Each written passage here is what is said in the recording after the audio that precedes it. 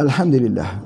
Jadi kita cuba faham bahawa kehebatan kepada air Zam-Zam ini dapat dilihat pada peristiwanya. Peristiwa di mana Siti Hajar yang mencari air untuk beri minum kepada putranya Nabi Ismail AS yang berlari di antara Safa dan Marwah. Masya Allah, 7 kali Safa sampai Marwah. Jadi apabila sudah sampai 7 kali, baru Allah menunjukkan bahawa keluarnya air di hujung telapak kaki Nabi Ismail AS. Baik, di sini menunjukkan bahawa ada satu hal yang harus kita mempelajari tentang tawakal. Jangan ada pertanyaan di kalangan kita, kenapa Allah tak datangkan terus? Tidak perlulah Siti Hajar itu berlari di antara Safa ke Marwah sampai 7 kali. Begitu. Kenapa Allah tidak datangkan terus? Inilah yang diajarkan tentang erti tawakal. Tawakal itu ialah kita berusaha. Allah ingin melihat usaha kita. Allah tak berhajat kepada usaha kita tersebut. Ya, apa hubungannya berlari antara Safa dan Marwah itu dengan keluarnya air di bumi? Ya, tetapi yang ada hubungannya ialah Allah ingin melihat sejauh mana hamba-hambanya itu beriman kepadanya, bertakwa kepadanya, berusaha dalam hidup. Kita bukan hidup ini kita menyerah 100%, kita tak perlu usaha. Itu bukan namanya hamba. Rasulullah sallallahu alaihi wasallam itu berusaha. Beliau seorang pedagang. Beliau juga seorang yang menjadi pemimpin kepada masyarakat. Bukan duduknya berdiam diri kemudian mengharapkan rezeki daripada langit. Tidak. Itu yang nak disebutkan tentang air Zam-Zam. Air Zam-Zam ini, maka keberkahannya itu kita minum dia dan kita meyakini. Sama juga ketika kita telah mempelajari tentang kurma ajwa. Kurma ajwa itu untuk melindungi daripada racun dan sihir. Maka sepakat ulama mengatakan bagaimana ianya boleh berfungsi untuk sihir, kerana dia keberkahan daripada ucapan Nabi SAW. Kalau kurma pun berlaku begitu, begitu juga berlaku kepada air Zam-Zam. Begitu juga berlaku kepada semua hal seperti madu lebah. Sama juga berlaku seperti al-hijamah. Jadi oleh sebab itu, dalam konsep pengobatan Nabi SAW itu, dia tidak ada bagi orang yang tak yakin. Tidak ada bagi orang yang tak bernama Muslim. Tidak ada. Jadi oleh sebab itu, orang-orang yang tidak beriman kepada Allah dan Rasul tidak boleh masuk di daerah ini. Tidak boleh masuk di dalam perbincangan ini. Sebagaimana Al-Haramain, 2 tanah suci yang tidak boleh masuk oleh orang-orang yang bukan Muslim. Itu adalah antaranya. Jadi berartinya tak layak bagi orang-orang yang tidak Islam itu untuk mencampuri dalam urusan agama kami. Jadi oleh sebab itu, Pak Haji nak sebutkan bahawa di dalam pengobatan ini harus kita ingat, kepada semua para doktor, para perawat, kena ingat bahawa yang menyembuh itu adalah Allah. La syifaa illa syifauka. Mesti ada doa, mesti ada munajat, mesti ada metodologi yang berasaskan pada tip nabawi. Kita akan mendapat keberkahannya. Masya Allah. Jadi di sini Pak Haji nak tunjuk sikit kelebihan air Zam-Zam di sudut mineralnya. Tetapi kalau tidak ada begini pun, air Zam-Zam itu tetap lebih tinggi nilainya. Jadi pengkajian kita ialah kepada 3 jenis air. Ini air mineral yang dijual di pasaran. Ini air biasa, air daripada tempat Pak Haji lah, air biasa. Ini air Zam-Zam. Ya, mari kita lihat dalam ujian tes mineral. Mineral ini, kalaulah Pak Haji masukkan mineral air ke dalam ini, lalu menggunakan alat tes untuk lihat, ya, untuk lihat sejauh mana ianya mempunyai mineral. Kalau banyak mineral, berartinya nyalanya lebih terang. Ini listrik antara 2, positif dan negatif. Kalau sudah masuk ke dalam air yang ada mineral, dia akan menyalakan lampu. Kalau banyak mineral, lagilah kuat. Jadi kita uji tengok ini. Dan kita uji juga dengan kopi radik Mai Setiawan. Nanti insya-Allah kita buatkan dulu kopi radik untuk kita uji, insya-Allah. Baik. Sekarang kita uji dulu. Kita tengok ini, ya, ini air biasa. Tengok. Pak Haji letakkan dulu air biasa di ujung ni, ya. Air biasa. Baik. Kita letak di sini. Itu kita lihat air biasa. Ini air mineral yang dijual. Memang Pak Haji keluarkanlah je namanya tu. Kalau kita keluar nanti tak keluar tak boleh pula, ya. Nanti tersinggung pula hati orang tu lihatnya. Tetapi itu hakikat yang benar. Ini air mineral dijual di Malaysia, di pasaran Malaysia. Ini air Zam-Zam yang dikatakan air yang sebaik-baik di atas muka bumi. Air Zam-Zam, ya. Pak Haji isi di dalam ini supaya mudah untuk Pak Haji nak tuangnya, ya. Baik, alhamdulillah.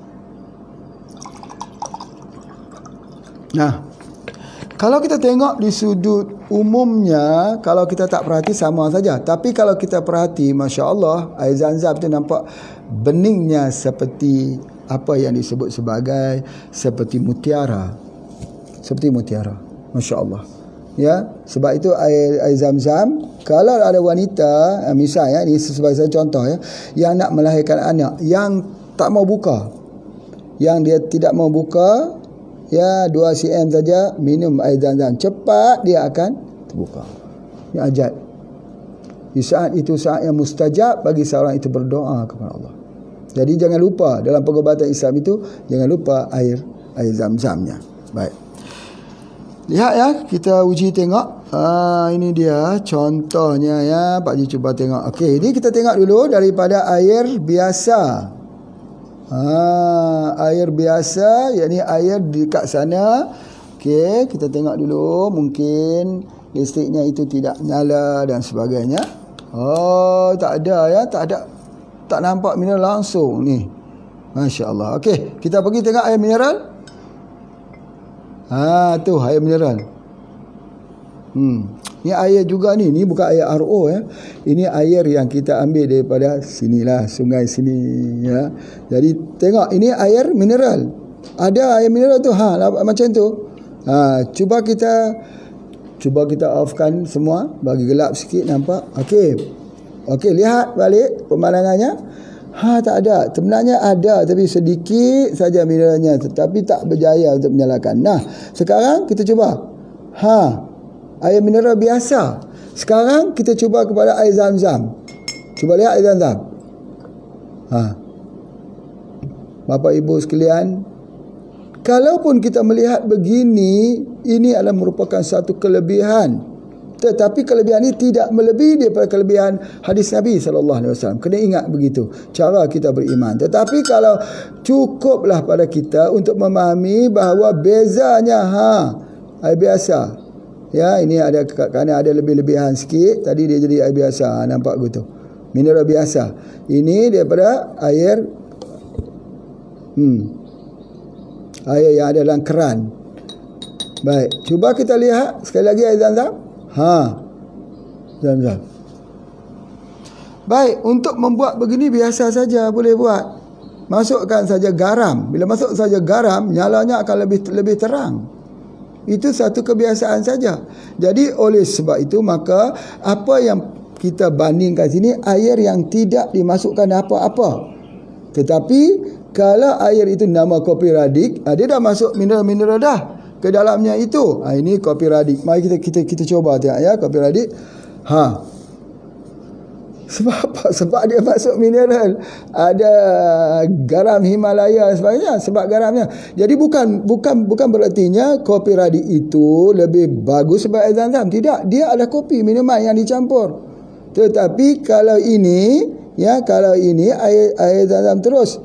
Jadi Masya Allah. Kalau begitu, tak boleh compare kopi radik dengan air Zam-Zam. Tak boleh.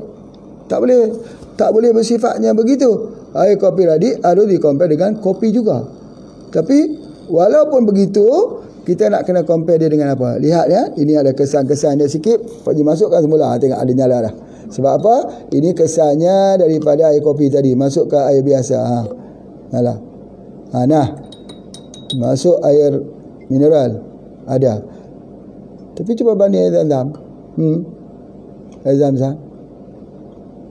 Masya Allah. Hebat. Baik.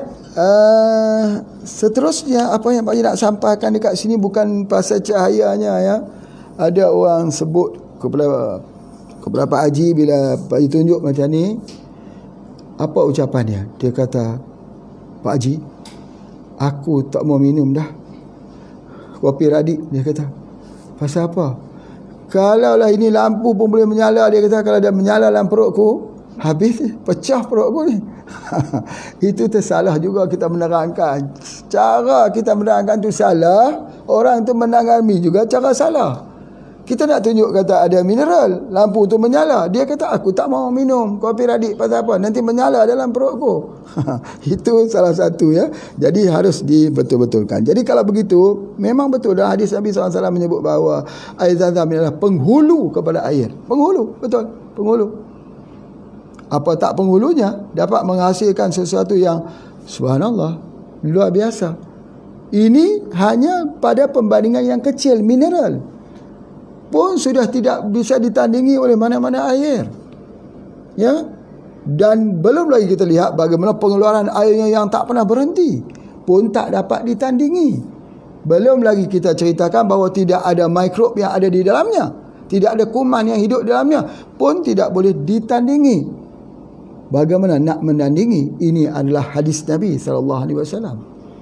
Ya, bagaimana kita nak menandingi satu kelebihan yang Nabi sebut dengan kelebihan yang disebut oleh orang luar? Tak kiralah air apa pun yang disebutkan, tak pernah dapat menyamai. Menyamai pun tak boleh. Ya. Bagaimana Pak Haji dengan air pH 8 plus? 8 plus. pH-nya 8. Macam mana? Ini heboh ni. Orang memperkatakan bahawa dengan mesin boleh mengubah pH air itu menjadi 8. Daripada 6 boleh ubah menjadi 8. Daripada 5 juga boleh ubah menjadi 8 dengan hanya menggunakan mesin. Sama tak mesin dengan satu yang alami? Sama tak jantung buatan dengan jantung yang alami? Sama tak? Tak sama. Tidak sama. Jadi oleh sebab itu tak boleh memperbandingkan. Walaupun air Zam-Zam ini pada kajiannya biasa 8 plus sampai ke 10. Ya, itu adalah antaranya. Namun tidak sama. Tetapi kalau air mineral itu ada pH-nya 8, adakah dia juga mendapat kelebihannya? Ada. Dapat kelebihannya. Vitamin C yang dibuat sintetik sama tak dengan vitamin C yang bersifat alami? Tak sama. Tetapi dapat tak kelebihan daripada vitamin C sintetik? Dapat. Ubat-ubat kimia yang dibuat secara kimia dengan bahan-bahan alami daripada tumbuh-tumbuhan, adakah boleh dipersamakan? Tak boleh sama. Kerana sesuatu yang bersifat alami ini adalah sesuatu yang terbaik, sesuatu yang paling baik kerana dia secocok dengan tubuh badan manusia. Dan kena yakin bahawa sama seperti yang Pak Haji tunjukkan bahawa warna-warna itu bukan terletak pada daun, pada bunganya, tapi terletak pada mata kita. Kehebatan air Zam-Zam ini bukan terletak kepada airnya, tetapi kepada hadis Nabi SAW. Masya Allah. Tuan, puan, apa lagi yang lebih besar daripada kerasulan Nabi Muhammad SAW? Kita bicara tentang air Zam-Zam ini, bicara tentang kehebatan seorang yang disebut sebagai Habibullah. Ucapan Habibullah, bukan ucapan doktor, profesor daripada mana-mana entah universiti mana. Ini tidak ada universiti, ini Universiti Langit. Satu. Yang kedua, kita bercakap tentang air Zam-Zam, kita bercakap tentang Kaabah Asy-Syarif. Kita bercakap dengan Kaabah Asy-Syarif, tentang kehebatan Kaabah Asy-Syarif yang orang datang sentiasa mengunjunginya, menjadi kiblat kepada umat Islam. Kita bercakap tentang air Zam-Zam, kita bercakap tentang haji, salah satu amalan yang telah diwajibkan. Kita bercakap tentang air Zam-Zam, kita bercakap tentang Nabi Ibrahim Khalilullah. Kita bercakap air Zam-Zam, kita bercakap tentang keluarga Nabi Ibrahim di dalam selawat kita pada setiap kali solat. Kita bercakap tentang air Zam-Zam ini ialah bagaimana ianya itu suatu hadiah istimewa kepada umat yang terakhir, iaitu umat Nabi Muhammad sallallahu alaihi wasallam. Kita bercakap tentang air Zam-Zam ini adalah satu pembuktian mukjizat 6 perkara yang ada di situ, yang tidak ada di tempat yang lain.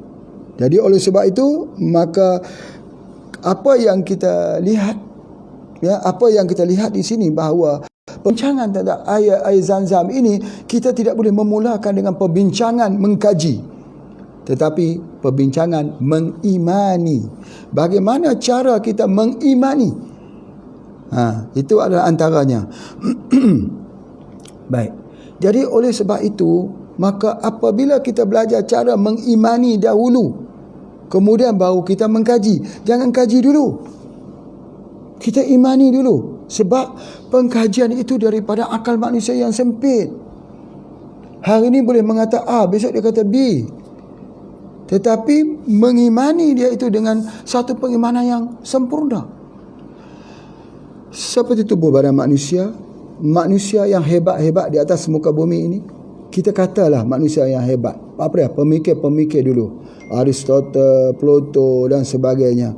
Kita mengkagumi daripada pemikiran-pemikirannya yang hebat. Tetapi bila ditelusinya, mereka ada penyembah-penyembah berhala. Jadi berarti pemikiran yang hebat itu, mereka tak sampai kepada ubudiyah lillahi wahdah. Berartinya di situ ada kekurangan. Hebat bagaimana kekurangan. Sesusuk tubuh mana pun di atas muka bumi ini, kalau kita lihat, pasti ada kekurangannya. Yang tak pernah ada kekurangannya ialah daripada mula sampai akhir kehidupannya adalah Rasulullah sallallahu alaihi wasallam. Subhanallah, Maha suci Allah yang menjadikan nabimu ini sebaik-baik pada penciptaan. Masya Allah. Jadi oleh sebab itu, maka cara kita beriman ialah cara kita memberikan ucapan sami'na wa ata'na. Kami dengar dan kami taat. Itu yang paling penting dalam bab kita meyakini pengobatan yang ada hadis-hadis Nabi sallallahu alaihi wasallam. Namun begitu, Islam tidak menghalang untuk kita membuat kajian. Tetapi kajian itu tidak menjadi asbab untuk kita jauh daripada hadis Nabi sallallahu alaihi wasallam. Itu adalah antaranya. Baik, seterusnya. Okey, apa yang Pak Ji nak sebutkan dekat sini, bahawa dia sangat baik.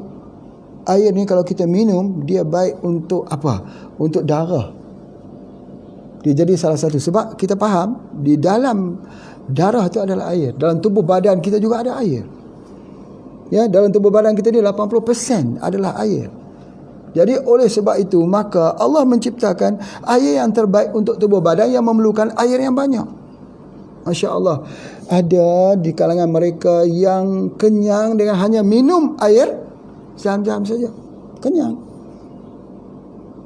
Rasulullah sallallahu alaihi wasallam dia minum hanya menggunakan apa? Menggunakan air Zam-Zam dan kurma.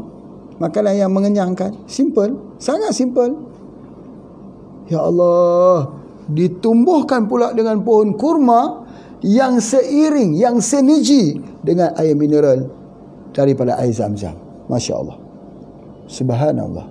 Itu yang dapat kita lihat betapa tingginya dalam pengobatan air Zam-Zam ini. Kemudian seterusnya kita lihat seorang yang bernama Abdullah bin Umar. Abdullah bin Umar ni dia meniru semua contoh-contoh perlakuan yang dilakukan oleh Rasulullah sallallahu alaihi wasallam. Jadi sampai orang mengatakan, kalau nak tengok apa yang Rasulullah buat, tengoklah kepada Abdullah bin Umar. Abdullah bin Umar dia pernah dia membawa unta, dia masuk ke Madinah tu, dia tunduk saja, dia berputar begitu. Orang bertanya dia, kenapa dilakukan begitu? Dia kata, dulu Rasulullah SAW buat begini sebab di sini ada pohonnya. So tunduk begitu sebagainya. Dia meniru. Sebab apa? Orang yang nak meniru ni, bapa ibu sekalian, kerana mereka terlalu mencintai Rasulullah sallallahu alaihi wasallam, terlalu cinta. kita kalau kita cinta, kita tirulah. Tiru semua. Ya. Jadi sebab apa? Sebab kalau sudah sampai cinta, kita tak boleh membandingkan dengan kita. Sahabat kita tak boleh membandingkan. Cuma pada suatu masa, ketika musim haji, orang melihat perilaku Abdullah bin Umar, beliau tidak minum air Zam-Zam. Dia tak minum. Patut dia minum lah, kan beliau mencontohi semua amalan Rasulullah SAW, tapi tahun tersebut dia tak minum. Lalu orang bertanya, kenapa tak minum? Dia kata, aku takut orang menganggapkan minum air Zam-Zam ini satu kewajipan haji. Tengok orang yang fakih. Walau macam mana pun kefakihannya dalam agama untuk menyelamatkan satu kefahaman kepada umat Islam. Sebab sudah jadi kebiasaan, siapa pergi ke Mekah pasti minum air Zam-Zam, pasti minum air Zam-Zam. Tetapi jangan sampai sesuatu yang tidak wajib kita anggap dia sebagai wajib. Misal ambil wuduk, iaitu membasuh bahagian telinga. Apa hukumnya? Sunat. Kita tak boleh mengatakan basuh telinga ini satu yang wajib. Baik. Jadi apa yang Pak Haji nak sampaikan di sini ialah tentang apa disebut sebagai tasawur Islam. Tasawur itu ialah satu gambaran, memahami gambaran Islam secara menyeluruh. Bukan memahami Islam itu secara juz'iyah, secara sikit-sikit, tidak. Tetapi memahami Islam itu secara menyeluruh. Dia harus memahami tempatnya. Bagaimana? Jadi maka itulah yang dilakukan. Itu yang seterusnya. Kalau kita melihat Rasulullah SAW minum air Zam-Zam, maka kita juga minum air Zam-Zam. Sebab apa? Sebab apakah kita minum air Zam-Zam sebab haus? Apakah sebab kita perlu air Zam-Zam? Tidak. Air apa pun kita boleh minum. Tapi aku minum air Zam-Zam kerana aku melihat Rasulullah minum air Zam-Zam. Aku minum air Zam-Zam kerana aku lihat ada banyak hadis-hadis yang Nabi cerita yang nak menyampaikan kepada kita, minumlah air Zam-Zam. Dan sahabat bila ditanya, apakah yang kamu niat ketika kamu minum air Zam-Zam? Ada seorang sahabat dia sebut begini, aku niat ketika minum air Zam-Zam supaya jangan haus di padang mahsyar. Masya Allah. Sebab Allah itu mengikut apa yang kita niatkan. Jangan jadi haus di padang mahsyar. Itu yang Pak Haji selalu sebut tu, supaya mendatangkan rasa di dalam pengobatan. Ketika kita lihat air, kita minum air, kita kata, ya Allah, mudah-mudahan janganlah sampai aku ini haus di yaumul mahsyar. Ya Allah, biarkanlah aku ni boleh minum daripada air telaga Nabi-Mu. Begitu. Jangan sampai hilang rasa-rasa itu ketika kita lihat hujan. Pak disebutkan, ya ampunlah ya Allah dosa-dosaku walaupun sebanyak hujan yang menitis daripada langit ini. Begitu. Jadi dia sentiasa bermuraqabah. Jadi kalau orang yang nak memahami dengan pengobatan Islam, maka dia tak pernah putus dengan doa. Mohon sentiasa. Bagi air Zam-Zam atau bagi herba pun, maka ketika dia menggunakan herba, yang dia nampak bukan herba. Dia yakin bahawa sesuatu itu tak akan sembuh kecuali Allah yang menyembuhkan. Jadi dia bagi itu bersama dengan doa. Orang yang ambil bersama dengan doa. Dia nak makan bersama dengan doa. Orang yang nak buat bersama dengan doa. Orang yang memproduksi, dia juga kena bersama dengan doa. Orang yang ada pabrik, dia kena bersama dengan doa.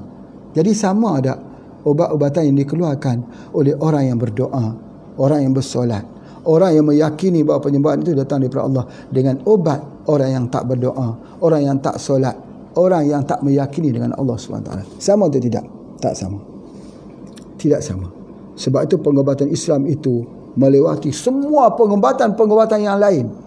Pengobatan-pengobatan yang lain yang Pak Haji maksudkan dalam tanda kutip ini, pengobatan-pengobatan yang tidak ada hubungan dengan Allah SWT. Apa artinya? Seorang yang sakit pergi ke rumah sakit, dia tidak solat 14 hari. 14 hari dia tak solat. Apa artinya? Ya, padahal solat itu wajib walaupun dalam keadaan sakit. Tiba-tiba 14 hari itu dia tak solat, diberikan makan dengan kapsul yang haram, pil yang haram, kemudiannya dia tak solat, dia sembuh. Sembuh daripada fizik, tetapi ruhnya itu menderita. Tak sembuh, makin parah. Sebab apa? Meninggalkan solat. Bagaimana? Man taraka salata faqad kafara jihara. Siapa yang sengaja meninggalkan solat, kafirlah dia dengan nyata. Mana lebih parah? Kena penyakit COVID-19 dengan tinggal solat. COVID-19 mematikan kita. Tinggal solat itu menyebabkan kekal di neraka. Bagaimana? Yang mana lebih parah? Jadi oleh sebab itu, maka pada hari ini Pak Haji nak merangkulkan satu ilmu yang sangat besar.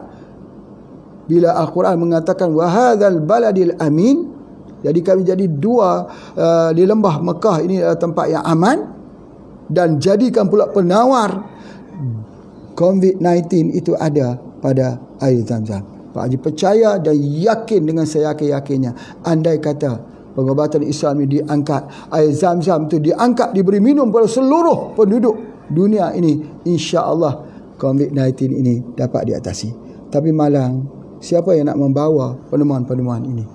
Penemuan-penemuan ini hanya berada dalam buku, hanya ada di dalam di pengalaman-pengalaman, testimoni-testimoni. Maka lebih aneh lagi bila orang mengatakan, mana dia data klinikal? Mana data klinikal? Kami tak ada data klinikal. Kami ada data sunatullah. Kami ada data hadis Nabi SAW. Kami lebih yakin dengan data-data daripada Nabi kami yang bernama Tib Nabawi. Itu antara yang Pak Haji nak fahamkan tentang pengobatan Tib Nabawi. Jadi oleh sebab itu, kalau mereka yang cuba untuk mempelajari tentang Tib Nabawi, dia tidak ada iman, dia tidak boleh belajar. Dia tidak terhias dengan akhlak-akhlak yang mulia, dia tidak boleh belajar. Sebab apa? Sebab Tib Nabawi ini harus diambil dengan kita datang kepada pengobatan tersebut dengan mensucikan dua tangan kita dan hati kita. Kalau datang dengan tangan kita yang kotor dan hati kita yang kotor, kita tak mampu untuk merenung sebuah kelebihan dalam Tib Nabawi, dalam suratul Fatihah, dalam ayat-ayat syifa, dalam Al-Quran. Begitu juga dengan air Zam-Zam. Masya Allah. Baik. Seterusnya yang Pak Haji nak sampaikan sini juga, bahawa dia juga digunakan untuk sistem imun, ya, untuk sistem imun. Dan dia ni yang paling menarik, yang paling menarik. Ini terakhir yang nak Pak Haji sebutkan. Dia adalah untuk menggantikan hemodialisis. Menggantikan hemodialisis. Untuk cuci buah pinggang. Selagi orang tu tak cuci buah pinggang, kalau dia terus menerus ambil Zam-Zam, air Zam-Zam, insya-Allah. Bapak Ibu sekalian, cuba kita lihat, kita ambil air biasa. Kalau setengah bagi orang yang mempunyai permasalahan bengkak di bahagian kakinya, kalau ada masalah ginjal, cuba minum air Zam-Zam, hilang bengkaknya. Kenapa hilang bengkaknya? Banyak sekali testimoni nampak.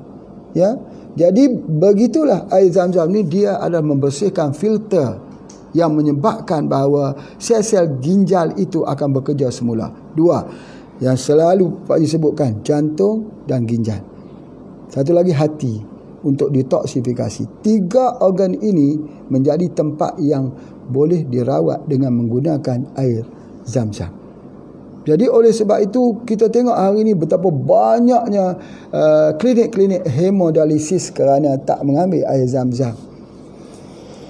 Bapak Ibu sekalian, kita tak boleh ambil banyak orang yang kena masalah ginjal ni. Kalau ambil banyak, air tak keluar, dia jadi lemas, paru-parunya terendam dalam air misalnya, sebagainya. Tapi air Zam-Zam dia tak jadi begitu, sebab dia balance. Ya, kalau banyak mana dia masuk, begitu juga dia keluar. Macam mana boleh berlaku demikian? Macam mana air Zam-Zam boleh menjadi sebegitu? Dia adalah kerana kelebihan daripada hadis Nabi SAW. Jadi oleh sebab itu, Bapak Ibu sekalian, kalau mereka yang ada masalah ginjal, ada masalah kencing berbuih, ada permasalahan yang menyebabkan peradangan di atas filter ginjal tersebut, cepat-cepat cari air Zam-Zam. Cepat-cepat cari air Zam-Zam. Niatkan ketika kita nak minumnya. Masya Allah. Cuma terakhir sekali saya membawakan, Pak Haji nak cerita sedikit satu pengalaman yang menarik. Menarik. Masya Allah. Kita jumpa orang soleh, kita minta doa supaya dia doakan pada kita. Guna air Zam-Zam lah. Bagi air Zam-Zam, air yang terbaik suruh dia doakan. Selalu doakan pada saya, mudah-mudahan Allah memberkahi saya. Tetapi Tuan Guru ni aziz nikmat. Ketika dia angkat kepadanya air Zam-Zam, dia kata, siapalah saya ini? Kerana air ini sudah ada dalam hadis Nabi SAW mengikut orang yang niat. Jadi cukup itu, kita memahami dan kita meyakini bahawa ambil air Zam-Zam itu, kita niatkan dengan niat yang betul, yang baik, yang benar, maka Allah akan mengkabulkan. Itu hadis Nabi. Jadi ketika dia hantar kepadanya, siapa hamba ini, katanya. Saya ini siapa? Kan Nabi sudah sebut begitu. Kenapa harus jumpa dengan saya lagi? Lebih kurang macam tu. Kan Nabi itu suruh begitu. Maka silakan niat saja dengan kita meyakini hadis Nabi SAW. Itulah salah satu caranya bagaimana orang itu tawaduk, orang itu merendah diri. Bila dia sebut saja Nabi SAW, maka sami'na wa ata'na. Tak perlu lagi saya mendoakan, tak perlu lagi saya turut mendoakan, tak perlu. Sami'na wa ata'na. Siapa yang kata itu? Rasulullah. Siapa yang katakan air Zam-Zam adalah sebaik-baik air di atas muka bumi? Rasulullah. Siapa yang mengatakan bahawa air Zam-Zam itu mengikut apa yang diniatkan? Rasulullah. Siapa yang telah memberikan, yang mengambil air Zam-Zam ini yang pertama sekali ialah apa dia? Siapa? Daripada Nabi Ismail alaihissalam. Siapa Nabi Ismail alaihissalam? Putra kepada Nabi Ibrahim alaihissalam. Siapa ibunya? Siti Hajar. Bagaimana peristiwa ini berlaku dalam sejarah yang sangat-sangat unik dan sangat-sangat azim. Maka kalau begitu, air Zam-Zam ini air yang azim, air yang sangat-sangat hebat yang Allah Ta'ala ciptakan di atas muka bumi ini. Jadi mereka yang mengamalkan tip Nabawi, jangan lupa air Zam-Zam. Terima kasih semua. Assalamualaikum warahmatullahi wabarakatuh.